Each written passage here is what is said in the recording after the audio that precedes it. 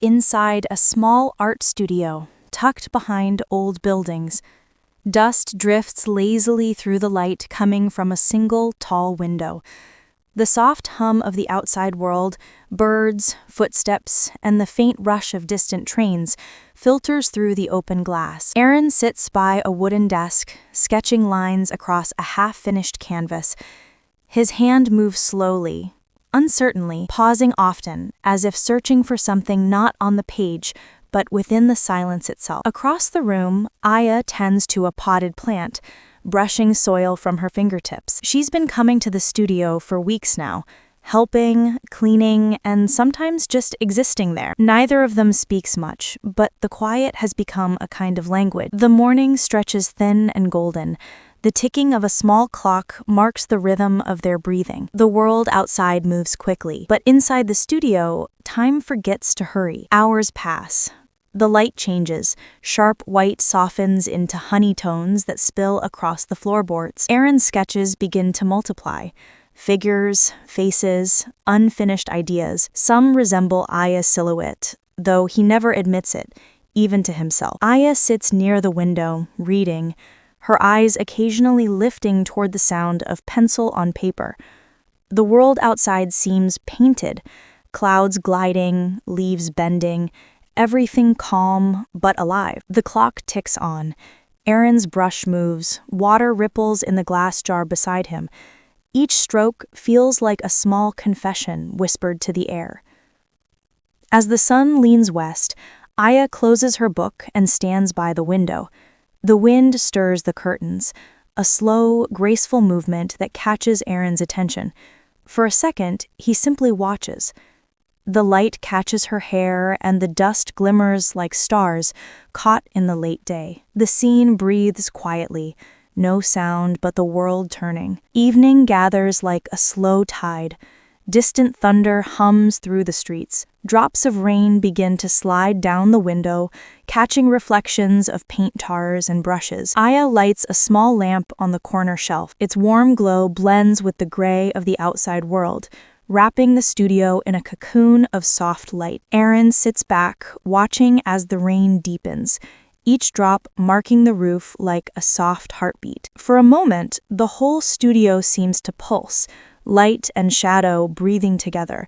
The rain's rhythm fills the silence, steady and gentle. Eren picks up his sketchbook and begins again, lines flowing easier now, like the storm outside has washed the hesitation away. Aya moves closer, placing a fresh cup of tea beside him.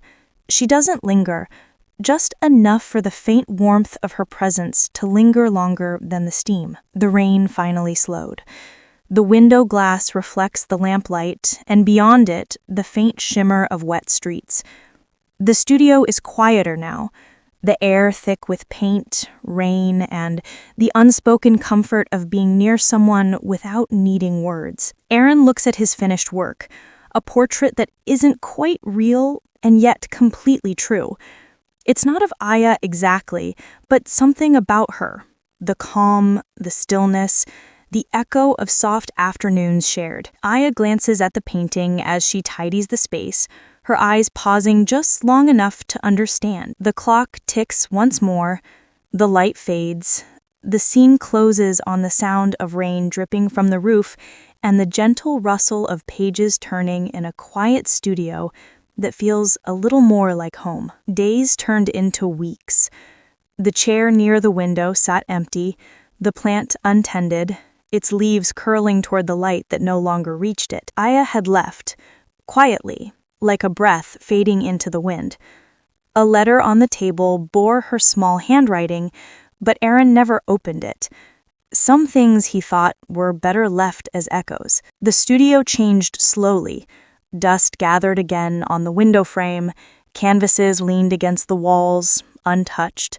The sounds of the city outside, the passing trains, the distant market chatter, felt louder without her silence to balance them. Still, every morning, Eren opened the window and let the light spill in. The space felt emptier, but not lifeless. He painted, not people, not faces, but moments. The way light bends, the way rain sounds, the way absence looks when it sits quietly in a room. Time began to stretch, blending one day into another. The rain returned and left. The tree outside the studio lost its leaves and found them again. Eren's paintings began to fill the walls, all of them carrying traces of warmth, of something remembered. Each one seemed to breathe her presence, though her name was never spoken. In the afternoon hours, when sunlight fell through the tall window, dust would dance through the air and he would look up, half expecting to see Aya there again, tending to her plant, humming softly to herself. But it was only the wind, only memory. And yet, in that memory, something gentle lived on. Not loss, but continuity. One late autumn evening, when the sky was the color of fading gold, the door creaked open. Eren looked up, his brush still in hand. A figure stepped in, slower, older somehow, but familiar in the way light is familiar after darkness. Aya's eyes moved across the studio, the canvases, the clock, the same plant now blooming again. Everything looked different, yet unchanged. No words were needed. The sound of the door closing said enough. She walked in quietly, her steps matching the rhythm of the place, as if time itself had been waiting for her return. Eren smiled, softly, like someone recognizing an old melody. He turned back to his canvas and dipped his brush into color. Evening settled. The world outside slowed once more. The same quiet, the same faint hum of the city. Inside, two figures moved in rhythm again, one painting, one tidying the space. Light flickered over their faces, warm and forgiving. The studio breathed again, alive with stillness and motion, the same as before, and yet everything different. As night fell, the camera pans toward the window, the glow of lamplight spilling out, merging with the city's pulse. And in that gentle, wordless space, the story found its peace, not in reunion, not in ending, but in the quiet truth that some connections never really fade, they just change shape with time.